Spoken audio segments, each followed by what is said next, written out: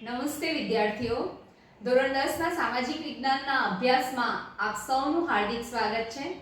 વિદ્યાર્થીઓ, આજે આપણે બોર્ડની પરીક્ષામાં જે પેપર સ્ટાઇલ છે એટલે જે રીતે તમારી માર્ચ બોર્ડની પરીક્ષામાં સામાજિક વિજ્ઞાનનું પેપર આવશે તેના વિશે સમજીશું અને એ જ પ્રમાણે તમારે પણ હવે પરીક્ષાની તૈયારી કરવાની છે.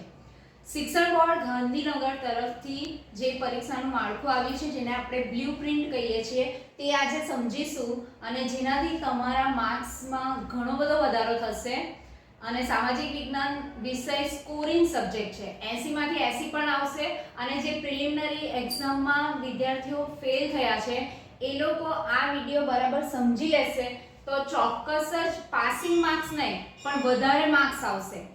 તો ચાલો આપણે જોઈએ પેપરનું માળખું, પેપર સ્ટાઇલ અને આની બહારનું કંઈ પણ બોર્ડની પરીક્ષામાં પૂછાશે નહીં. તો બરાબર સમજીશું આપણે. પહેલું આવશે વિભાગ એ. વિભાગ એ કુલ છે 24 માર્ક્સનો, 24 પ્રશ્નો હશે. તમારે કયા પ્રકરણ તૈયાર કરવાના છે તો તમે આ એક ડાયરી કે તમારી નોટમાં લખી લેશો. આ પ્રકરણમાંથી તમારે 1 માર્કના પ્રશ્નો વાંચવાના છે. એ પ્રમાણે તૈયારી કરવાની છે અને 1 માર્કના કેવા પ્રશ્ન હશે? જોડકા, ખરા ખોટા, ખાલી જગ્યા, એમસીક્યુ અને 1-2 શબ્દોમાં જવાબ, એટલે એકદમ ટૂંકમાં જવાબ. વિદ્યાર્થીઓ, વિભાગ એ માટે તમારે આ પ્રકરણ તૈયાર કરવાના છે. આની બહારના કોઈ પૂછાશે નહીં પણ આ વખતે 2 પ્રકરણ નવા ઉમેરાયા છે. ગયા વર્ષે નહીં હતા. પ્રકરણ 22 અને પ્રકરણ 23.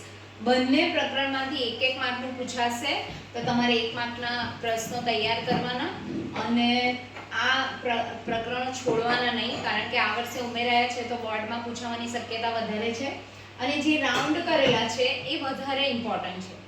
એટલે કે જે વિદ્યાર્થીઓને મહેનત ઓછી થાય છે, ફેલ થાય છે અથવા તો વાંચેલું યાદ નથી રહેતું તો એમને ઘણું બધું વાંચવું અઘરું છે તો આ પ્રકરણ એ લોકો જોઈ જશે, પરફેક્ટ તૈયાર કરશે તો વિભાગ એમાં પણ એમના માર્ક્સ વધારે આવશે.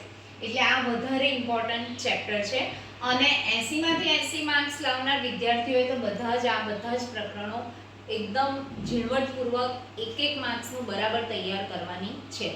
હવે આવશે વિભાગ બી. વિભાગ બી આવશે 18 માર્ક્સનો.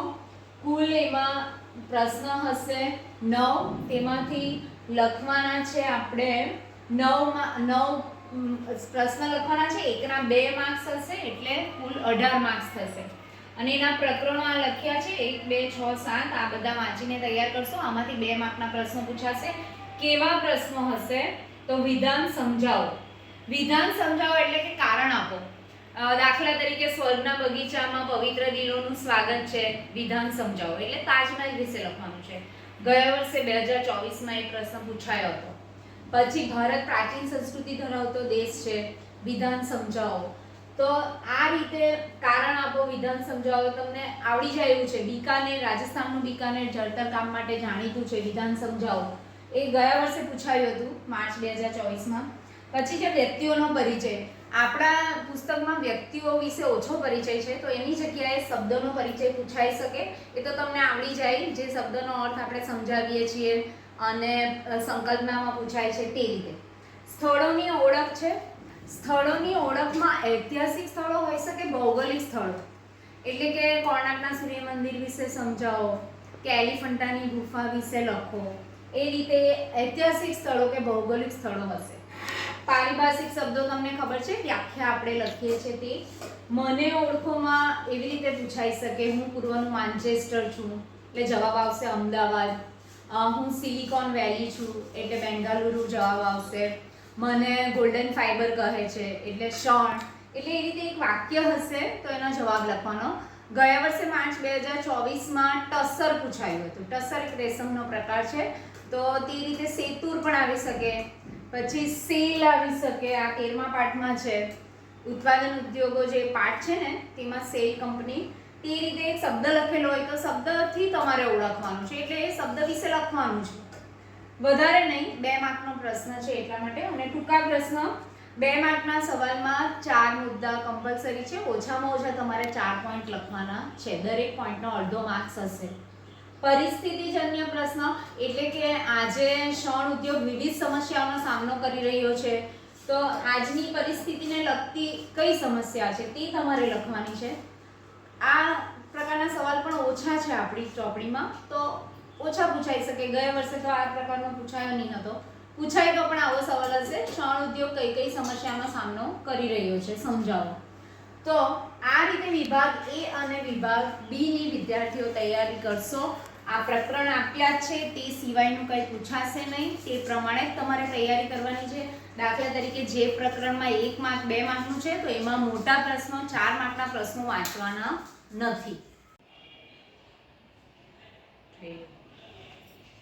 વિભાગ સી માટે વિદ્યાર્થીઓ તમારે આઈએમપી પ્રકરણો છે, પ્રકરણ 3, 4, 8, 16, 18, 19 આ જ તમારે વાંચવાના છે, જેમાંથી 3 માર્કના પ્રશ્નો પૂછાશે. કુલ હશે 9, તેમાંથી 9 માંથી કોઈ પણ તમારે લખવાના છે 6, એટલે 1 ના 3 માર્ક્સ, તો 18 થઈ ગયા. 6 ગુણ્યા 3 એટલે 18 માર્ક્સ. એમાં કેવા પ્રશ્નો હશે? તો ટૂંકનોંધ હશે. ટૂંકનોંધ તમને ખબર જ છે, આવડશે. અને પોઈન્ટ લખશો ઓછામાં ઓછા 8 પોઈન્ટ. એમ તો બોર્ડના નિયમ પ્રમાણે 6 પોઈન્ટ હોય છે, પણ તમારે 8 પોઈન્ટ લખવાના. અને તફાવત તો તમને ચોથા પાઠમાંથી પૂછાઈ શકે, 8મામાંથી જમીનનો પૂછાઈ શકે, ચોથા પાઠમાં વિદ્યાપીઠો છે તો નાલંદા તક્ષશિલા વિદ્યાપીઠનો પૂછાઈ શકે, 8માં જમીનના પ્રકારો છે, પછી 16મા પાઠમાંથી પણ પૂછાઈ શકે, વૈશ્વિકીકરણ, ખાનગીકરણ. તફાવત હંમેશા વિભાગ પાડીને લખવાના. ચિત્ર જોઈને જવાબ આપો. તેમાં આપણી બુકમાં ઘણા બધા ચિત્રો છે, તેમાંથી પૂછાઈ શકે, પણ મોસ્ટલી આપણે જોઈએ છે ને તો ચેપ્ટર 18 પ્રકરણ 18 માંથી જ વધારે પ્રશ્નો પૂછાય છે આ ચિત્ર જોઈને. પણ છતાં તમારે એક બુક આટલા એમાંથી રિફર કરી દેવાની, આટલા પ્રકરણમાં જેટલા ચિત્ર છે જોઈ લેવાના, અને એના આધારે જે પ્રશ્ન હશે તેના 3 પ્રશ્ન હશે. 3 પ્રશ્નનો જવાબ લખવાનો છે. ઉપાયો, અસરો પૂછાઈ શકે, જમીન ધોવાણ અટકાવવાના ઉપાયો, અસરો અને પરિબળો એટલે કારણો, અસરો એટલે પરિણામો, એ રીતે જવાબ લખવાનો. વૈચારિક કૌશલ્ય એટલે કે તમને થોડું વિચાર કરતા મૂકે એવા પ્રશ્ન. પાઠમાંથી જ હશે, પ્રકરણમાંથી જ હશે, આ પ્રકરણમાંથી જ હોય, પણ થોડું આપણે કહીએ ને ટ્વિસ્ટ કર્યું હોય એ રીતે હોય, પણ તમને ખ્યાલ આવી જશે. એકવાર નહીં સમજ પડે તો બીજી વાર વાંચવાનું. ઘણીવાર વૈચારિક કૌશલ્યમાં એક કોઠો આપ્યો હોય છે. દાખલા તરીકે આ 19મા પાઠમાં છે માનવ વિકાસ આંકનો કોઠો. એમાંથી સવાલ પૂછાય HDI એટલે શું, માનવ વિકાસ આંક, ઉચ્ચ માનવ વિકાસ આંક ધરાવતો દેશ કયો છે, એ રીતે કોષ્ટકમાંથી શોધીને જવાબ લખવાનો. તો તે વૈચારિક કૌશલ્ય ધરાવતો પ્રશ્ન આ રીતે પૂછાઈ શકે. હવે છે વિભાગ ડી. વિભાગ ડીમાં પ્રકરણ છે આટલા જ પ્રકરણના મોટા પ્રશ્ન તૈયાર કરવાના. એટલે આ પ્રકરણમાં તમારે 1 માર્ક 2 માર્ક વાળા પ્રશ્નો ઓછા વાંચવાના, અને આ જ પ્રકરણમાંથી મોટા પ્રશ્ન વાંચવાના. મોટા પ્રશ્ન એટલે એમાં તમામ મુદ્દા આવી જવા જોઈએ. જેટલું તમે જવાબમાં ઉમેરી શકાય એટલું વધારે જવાબ લંબાણપૂર્વક, વિસ્તારપૂર્વક લખો. અને આમાં વિભાગ ડી છે તેના પણ માર્ક્સ હશે, 20 માર્ક્સ હશે. અહીંયા લખવાનું બાકી છે, 20 માર્ક્સ હશે. અને એમાં તમારે 7 પ્રશ્નો હશે. 7માંથી લખવાના છે 4. વિદ્યાર્થીઓ ધ્યાન આપશો, 4 પ્રશ્નો લખવાના છે અને એક નકશો આવશે, એટલે કુલ માર્ક્સ થશે 20. એક પ્રશ્નના 4 માર્ક, બરાબર? તો આટલામાંથી કેટલા પ્રશ્નો લખવાના છે? 4. પૂછાશે 7. નકશો તો ફરજિયાત હોય છે. નકશા માટે પણ આ જ પ્રકરણ છે 8, 9, 10 અને 13. આની બહારનો કોઈ નકશો પૂછાશે નહીં, એટલે આ પ્રકરણના નકશા તૈયાર કરવા. તો વિદ્યાર્થીઓ આ જ રીતે તમારે તૈયારી કરવાની. અને ગાંધીનગર શિક્ષણ બોર્ડ તરફથી જે નમૂનાનું પ્રશ્નપત્ર આપ્યું છે, બ્લુપ્રિન્ટ પ્રમાણેનું પ્રશ્નપત્ર, તે હું તમને આ વિડીયોના અંતમાં મૂકી દઈશ, સેમ્પલ પેપર. તો તે તમારે ખાસ એ પેપર તમારે કરવાનું છે, વાંચીને તૈયાર કરી લેવાનું, લખીને તૈયાર કરી લેવાનું. કારણ કે બોર્ડ તરફથી છે તો એ મોસ્ટ આઈએમપી પ્રશ્નો એમાં હશે. તો આ રીતે તૈયારી કરશો વિદ્યાર્થીઓ તો ચોક્કસ જ સારા માર્ક્સ આવશે. અને આ પરીક્ષાનો નજીકનો સમય છે તો તમારે હાર્ડવર્ક કરવાની જરૂર નથી. આ રીતે સ્માર્ટ વર્ક કરશો તો ઓછા સમયની મહેનતથી વધુ માર્ક્સ મેળવી શકશો. તો ફરી મળીશું નેક્સ્ટ વિડીયોમાં નેક્સ્ટ ટોપિક સાથે. દરેક વિદ્યાર્થીઓને ગુડ લક, બેસ્ટ લક.